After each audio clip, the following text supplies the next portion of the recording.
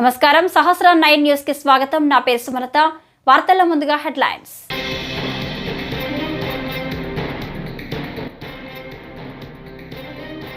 పార్లమెంటులో BJP MP తలకు గాయం, రాహుల్ గాంధీ తోసేశాడని ఆరోపణ.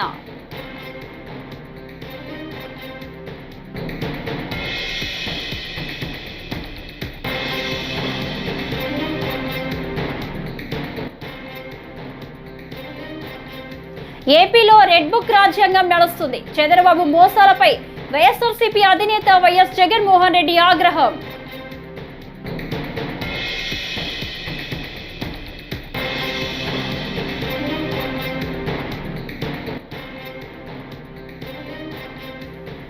కుప్పంలో ఏపీ సీఎం చంద్రబాబు నాయుడు సతీమణి నారా భువనేశ్వరి ముఖాముఖి.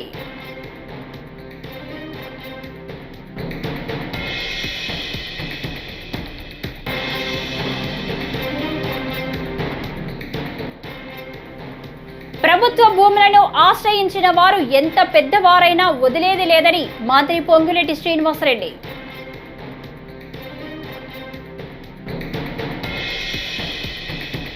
ఇక డీటెయిల్స్ చూస్తే, పార్లమెంటులో అధికార ప్రతిపక్ష ఎంపీల ఆందోళనల సందర్భంగా బీజేపీకి చెందిన ఎంపీ ఒకరు గాయపడ్డారు. స్వల్ప తోపులాట జరగడంతో ఒడిశాకు చెందిన ఎంపీ ప్రతాప్ చంద్ర సారంగి కింద పడ్డారు. దీంతో ఆయన తలకు గాయమైంది. రక్తం ఒడుగుతున్న ప్రతాప్ చంద్ర సారంగిని సిబ్బంది అంబులెన్స్లో ఆసుపత్రికి తరలించారు. వీల్ చైర్పై అంబులెన్స్ వద్దకు వెళ్తున్న సారంగి మీడియాతో మాట్లాడుతూ, రాహుల్ గాంధీ మరో ఎంపీని తోసేయడంతో ఆయన వచ్చి తనపై పడ్డారని, ఇద్దరము కింద పడడంతో తలకు గాయమైందని ఆరోపించారు. राहुल गांधी एक एमपी को धक्का लगा, मेरे ऊपर गिर पड़ा और मैं नीचे गिर गया। किसने धक्का मारा? राहुल गांधी ने? हाँ, राहुल गांधी ने। राहुल गांधी ने धक्का मारा? राहुल गांधी। कौन सी जगह पे सर? सर किस जगह पे? सर किस जगह पे? किस जगह पे? सीढ़ी के ऊपर में मैं खड़ा हुआ था और राहुल गांधी ने आकर के एक एमपी को धक्का लगाया, वो मेरे ऊपर गिर पड़ा और मैं। कहाँ चोट लगी सर आपको? कहाँ चोट लगी सर? एक बार दिखा दीजिए। ओह, ये तो बहुत खून में। Yeah, you want to see blood, no? See, they want to see. उनको जाने दो यार, जाने दो उनको. ఏపీలో రెడ్ బుక్ రాజ్యాంగం నడుస్తుందన్నారు వైఎస్ఆర్సీపీ అధినేత వైఎస్ జగన్మోహన్ రెడ్డి. రాష్ట్రంలో కుంభకోణాల మీద కుంభకోణాలు జరుగుతున్నాయి. చంద్రబాబు పూర్తిగా చంద్రముఖిగా మారిపోయారు. ఇసుక మాఫియా, లిక్కర్ మాఫియా, ఇలా మాఫియాలు చేస్తున్నారన్నారని వైఎస్ జగన్ అన్నారు. ఇలాంటి సమయంలోనే మనం గొంతు విప్పాలని పార్టీ నేతలకు దిశానిర్దేశం చేశారు. నాయకులుగా ఎదగడానికి ఇదొక అవకాశమని వైఎస్ జగన్ ఉద్ఘాటించారు. ఉమ్మడి అనంతపురం జిల్లా నేతలతో వైఎస్ఆర్సీపీ కేంద్ర కార్యాలయంలో వైఎస్ జగన్ భేటీ అయ్యారు.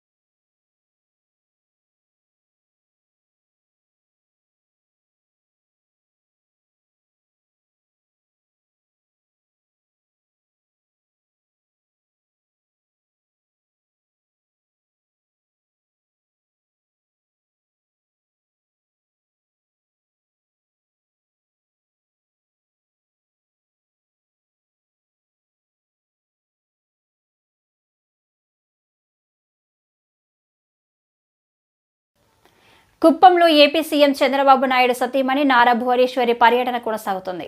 ఈ సందర్భంగా కుప్పం ప్రభుత్వ డిగ్రీ కళాశాలలో విద్యార్థులతో భువనేశ్వరి ముఖాముఖిలో పాల్గొన్నారు. డ్రగ్స్, గంజాయి యువతను నాశనం చేస్తుందన్నారు.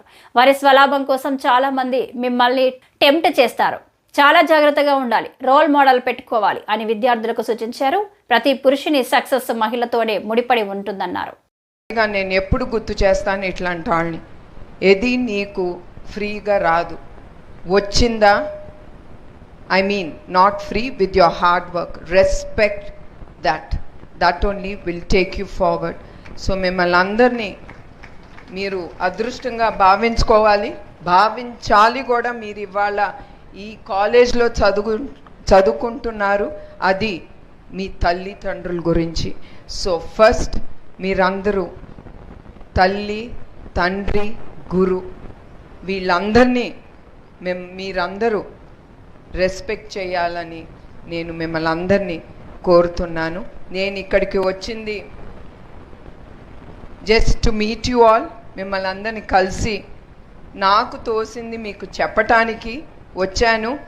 ఒక టీడీపీ తరఫు నుంచి కాదు, ఏం కాదు. It is just to give you some motivation, especially to the girls. And of course వాళ్ళు అలుగుతారేమో, అట్నుంచి క్లాప్స్ లేవు నాకు, బికాస్ గర్ల్స్ అనేసరికి బాయ్స్ వాళ్ళేం క్లాప్ చేయట్లేదు, వాళ్ళు కోపంగా ఉన్నట్టు. ప్రభుత్వ భూములను ఆక్రమించిన వారు ఎంత పెద్దవారైనా వదిలేది లేదని, ఆ భూములను స్వాధీనం చేసుకుని పేదలకు పంచుతామని రాష్ట్ర రెవెన్యూ శాఖ మంత్రి పొంగులేటి శ్రీనివాసరెడ్డి అన్నారు. గత బీఆర్ఎస్ ప్రభుత్వంలో 2 వ్యక్తులు రెవెన్యూ చట్టం 2020ను ప్రజలపై రుద్దారని, పూర్తి అవినీతితో నిండిపోయిన ఆ చట్టానికి 3 ఏళ్లకే 100 ఏళ్లు నిండిపోయేలా ప్రజలు మార్గనిర్దేశం చేశారని వ్యాఖ్యానించారు. దాని స్థానంలో తాము అందరికీ ఆమోదయోగ్యమైన చట్టాన్ని తెస్తున్నామని పేర్కొంటూ తెలంగాణ భూభారతి భూమిపై హక్కుల రికార్డు బిల్లు 2024ను బుధవారం ఆయన అసెంబ్లీలో ప్రవేశపెట్టారు. ఆ చట్టంలోని కీలక అంశాలు వెల్లడించారు. చాలా అడిగిని చాలా రీజనబుల్గా చేయాల్సినవి ఉన్నది ప్రభుత్వ పక్షాన. ఏదైతే గత ప్రభుత్వం అని అనక తప్పటం లేదు కాబట్టి గత ప్రభుత్వం అని అంటున్నాను. ఈ చట్టము ఏదైతే బిల్లు పెట్టిన తర్వాత ఈ బిల్లు అప్రూవ్ అయిన తర్వాత తప్పకుండా నేను చెప్పేదంపటే చెప్పాను. నేను కానీ గౌరవ ముఖ్యమంత్రి గారు కానీ నా సహచర మంత్రులు కానీ ఈ సభలో ఉండే సభ్యులందరం ఈ రెవెన్యూ వ్యవస్థ ఏదైతే అస్తవ్యస్తంగా జరిగిందో గతంలో దాన్ని సరిదిద్దే దాంట్లో భాగంగా ఈ సభలో ఉన్న మన అందరి మీద బాధ్యత ఉంది. ఈ బిల్లు చట్టం రూపంలో మారిన తర్వాత మన నియోజకవర్గాల్లో తప్పకుండా మనం ప్రయాణం చేద్దాం, ప్రజలతో మమేకమవుదాం. ప్రభుత్వం దగ్గరికి అంటే హైదరాబాద్కి వాళ్ళు వచ్చే పరిస్థితి రాదు. అదే రకంగా పవర్స్ అన్నిటిని కూడా డీసెంట్రలైజేషన్ చేయటం జరిగింది. ఓఆర్సీకి సంబంధించింది 2 అంశాలు శంకరన్న కానీ కమలాకరన్న కానీ అడిగారు. దానికి సంబంధించింది కూడా స్పెసిఫిక్గా ఒకసారి పరిశీలిస్తాను.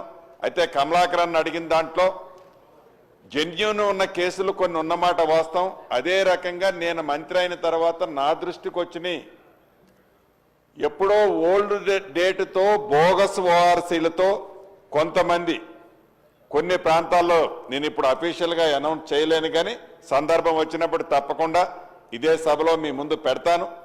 ఆ కారణం చేత కొన్ని ప్రొహిబిటెడ్ లిస్టులో ఉంటే ముఖ్యమంత్రి చంద్రబాబు నాయుడు నేతృత్వంలో గురువారం ఉదయం 11 గంటలకు కేబినెట్ సమావేశం ప్రారంభం కానుంది.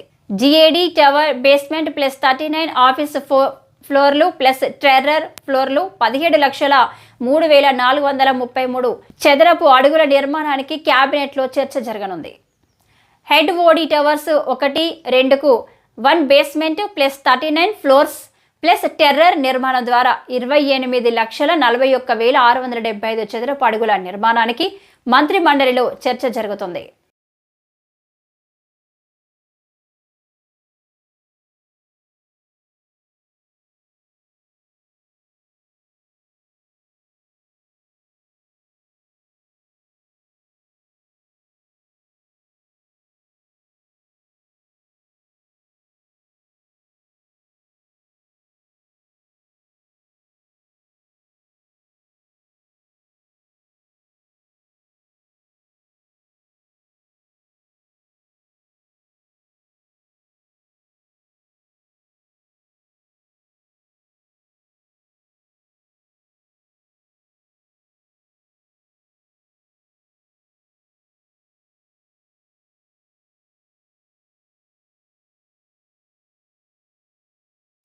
విజయనగరంలో సినీ నటి శ్రీలీల సందడి చేశారు. విజయనగరంలోని ఓ వస్త్ర దుకాణం ప్రారంభోత్సవానికి హాజరై మాట్లాడారు. అనంతరం నూతన డిజైన్లను ఆవిష్కరించారు. శ్రీలీలను చూసేందుకు అభిమానులు అధిక సంఖ్యలో తరలివచ్చారు.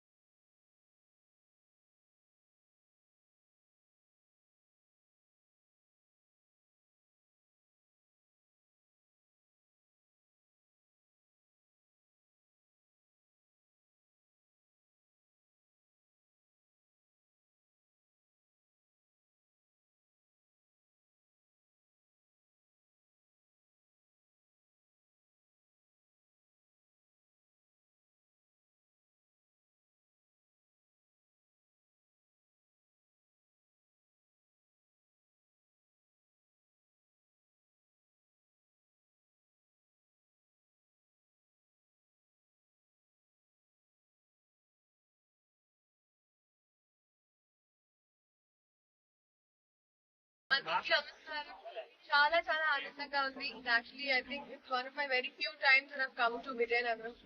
సో చాలా అందంగా ఉంది ఈ సిటీ. అండ్ ఇక్కడ ఎంత సినిమాలు ప్రేమిస్తారో నేను వచ్చినప్పుడే నాకు అర్థమైంది. లిటరలీ ఇట్ వాజ్ అసలు రోజు జనాలు సినిమాని ఎంత ప్రేమిస్తారో నాకు అర్థమైంది. చాలా చాలా ఆనందంగా ఉంది.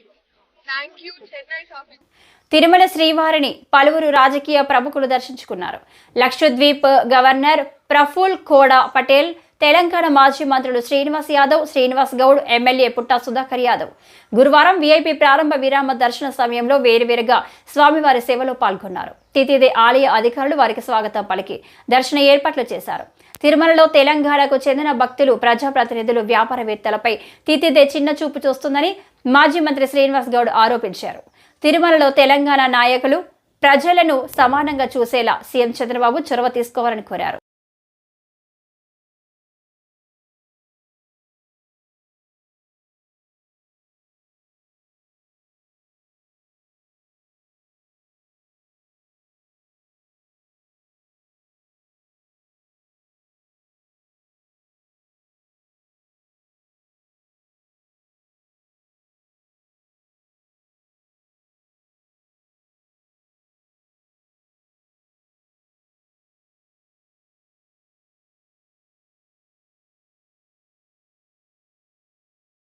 తెలంగాణ ప్రజలకు ఆంధ్ర ప్రాంతంతో ఉన్న ఒకే ఏకైక సంబంధం తిరుపతి.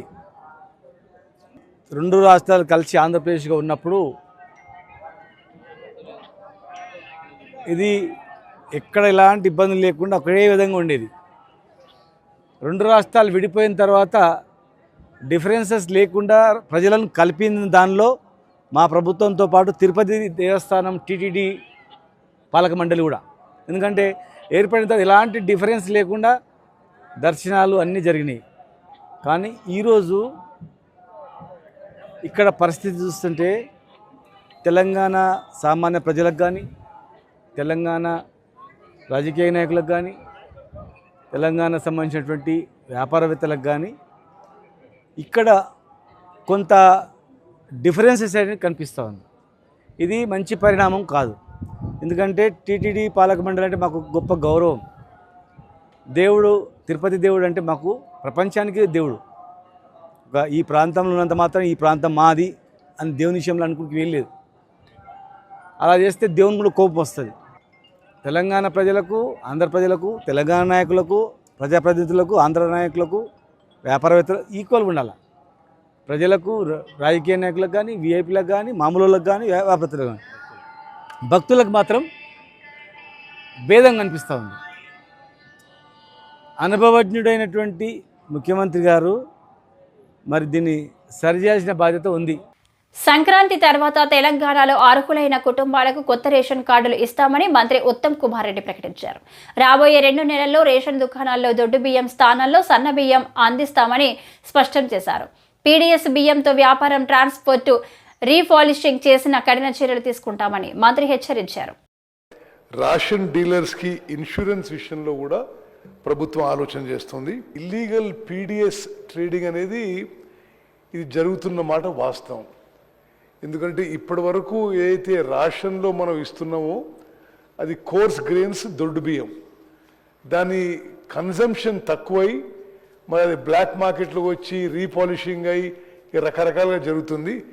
ఇటువంటి ఇల్లీగల్ ప్రాక్టీసెస్ తగ్గించడానికి, అదేవిధంగా నిరుపేదలందరికీ, బీపీఎల్ ఫ్యామిలీస్ అందరికి కూడా సరి అయిన మరి రైస్ ఇవ్వడానికి ముఖ్యమంత్రి గారు క్యాబినెట్ తీసుకున్న ఒక విప్లవాత్మక నిర్ణయం ప్రకారం మేము ఇంకో 1-2 నెలల్లో అందరికీ ఇప్పుడైతే ఏదైతే 6 కిలోల బియ్యం ఎవ్రీ ఇండివిజువల్కి ఉచితంగా ఇస్తున్నామో అది ఇప్పుడు కోర్స్ గ్రెయిన్స్, దొడ్డు బియ్యం ఇవ్వడం జరుగుతుంది. అది మొత్తం రాష్ట్రంలో అందరికి కూడా సన్న బియ్యం ఇచ్చే ప్రక్రియ మొదలు పెట్టబోతున్నాము 1-2 మంత్స్లో. అదేవిధంగా రైస్ మిల్లర్లు కానీ, ఎవరైనా సరే ట్రాన్స్పోర్టర్స్ కానీ పీడీఎస్ రైస్ ఎవరైనా దాని మీద వ్యాపారం చేయడం కానీ, ట్రాన్స్పోర్ట్ కానీ, మరి దాన్ని రీవర్క్ చేసి రీపాలిషింగ్ చేస్తే వాళ్ళ మీద చాలా కఠినమైన చర్యలు తీసుకుంటున్నాం. గౌరవ ముఖ్యమంత్రి గారు క్యాబినెట్ తీసుకున్న నిర్ణయం మేరకు ఈ సంక్రాంతి తర్వాత రాష్ట్రంలో ఎంతమంది బీపీఎల్ కుటుంబాలు ఉన్నారో, ఎంతమందికి ఎలిజిబిలిటీ ఉందో అందరికీ రేషన్ కార్డు ఇవ్వబోతున్నామని చెప్పి నేను మనవి చేస్తున్నాను.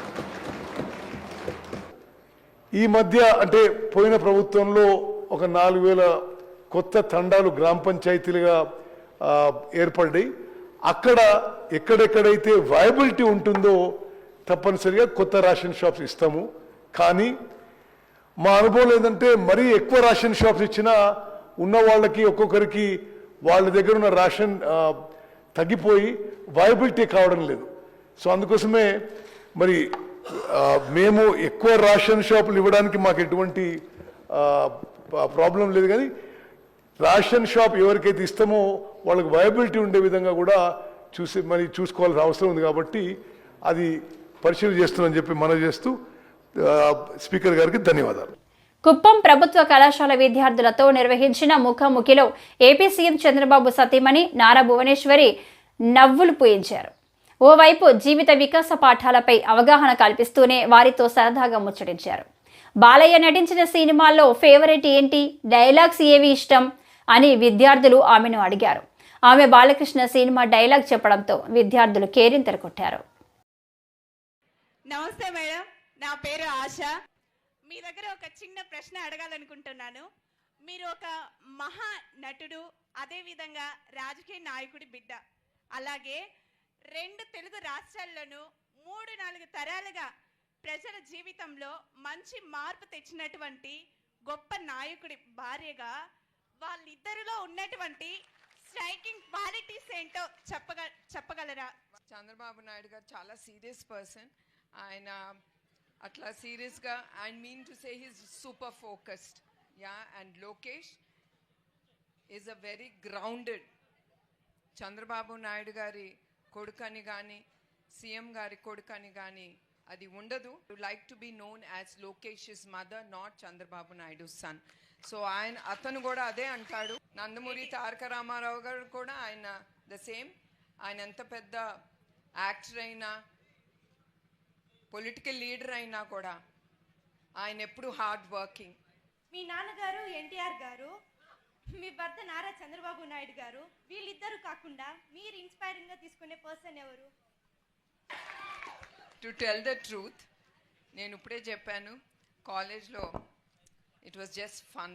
My life was just have fun. ఏదో చదువుకోవటం, పాస్ అవటం, ఓకే పాసింగ్ మార్క్స్ వచ్చిందా, ఇనఫ్, అట్లా పెరిగిందాన్ని నేను. దాని తర్వాత ఆఫ్టర్ ఐ డెంట్ హ్యావ్ నాకేమీ ఒక hero or any I mean to say ఇతనిలాగా ఈవిలాగా నేను అవ్వాలనేది నేను ఎప్పుడు అనుకోలేదు. So I got married when I was only 19 years. So 19 ఏళ్ళకే నాకు పెళ్ళి అయిపోయింది. As soon as I got married it was Chandrababu Naidu గారు. I used to see his. అద్దంకిలో విద్యుత్ శాఖ ఆధ్వర్యంలో గురువారం జాతీయ ఇంధన పొదుపు వారోత్సవ కార్యక్రమం నిర్వహించారు. స్థానిక విద్యుత్ కార్యాలయం నుంచి బస్టాండ్ సెంటర్ వరకు ర్యాలీ చేపట్టారు. ఈ కార్యక్రమంలో విద్యుత్ డిఈ మస్తాన్ రావు పాల్గొని విద్యుత్ను పొదుపు చేద్దామంటూ అధికారులచే ప్రతిజ్ఞ చేయించారు. సోలార్ విద్యుత్ను ప్రజలు వినియోగించుకోవాలని మస్తాన్ రావు కోరారు.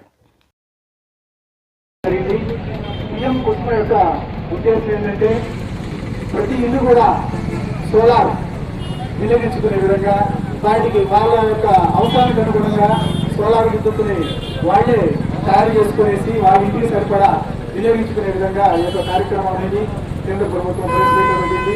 సో దీనికి నాయకులు కూడా ప్రకటించడం రాష్ట్రం వ్యాప్తంగా మంచి స్పందన కూడా వస్తూ ఉంది. అందులో దాని తగ్గట్టుగా మన దగ్గర కూడా చాలా మంది కూడా ముందుకు వస్తున్నారు.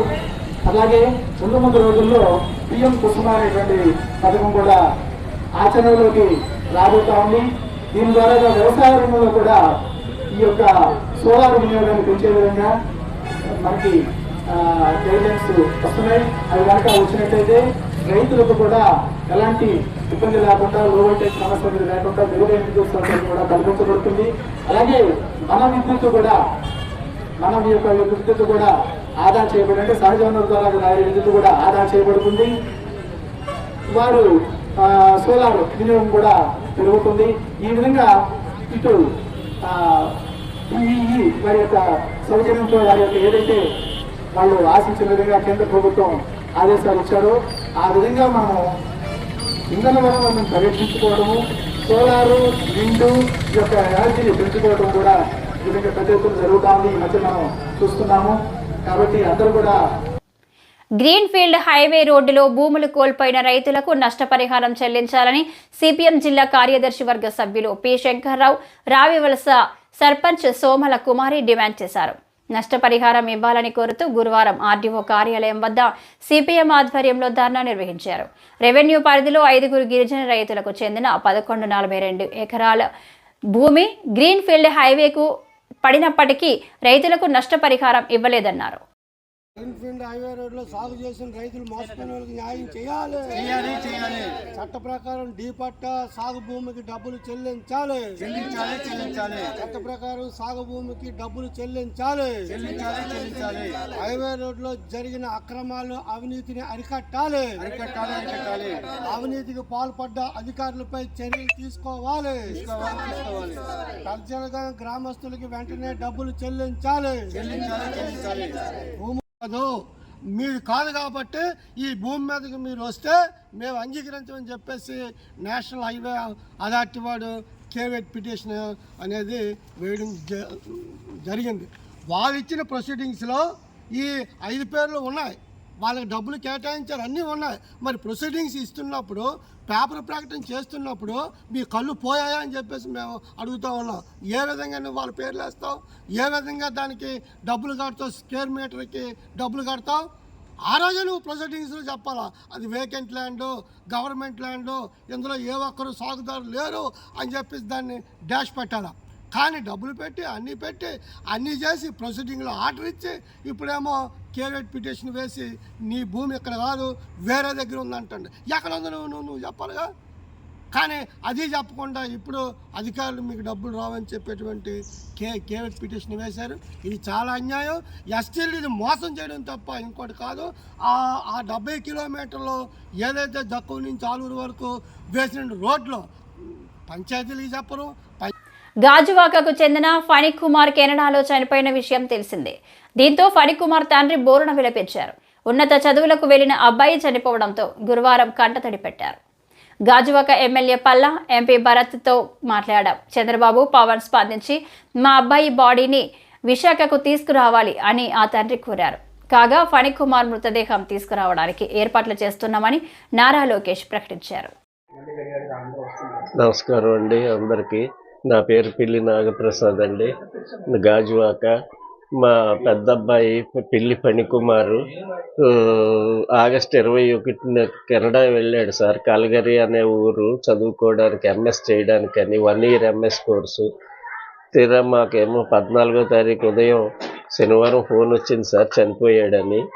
ఎలా చనిపోయాడు ఏంటని వాళ్ళ రూమ్మేట్ చెప్తే, వాళ్ళ రూమ్మేట్ని అడిగితే ఏమో తెలీదు, నేను ఎమర్జెన్సీ దగ్గరికి ఫోన్ చేశాను, అందరూ వచ్చారు, వచ్చి బాడీని తీసుకెళ్ళిపోయారు, నో మోర్ అని డిక్లేర్ చేశారు అని చెప్పారు సార్.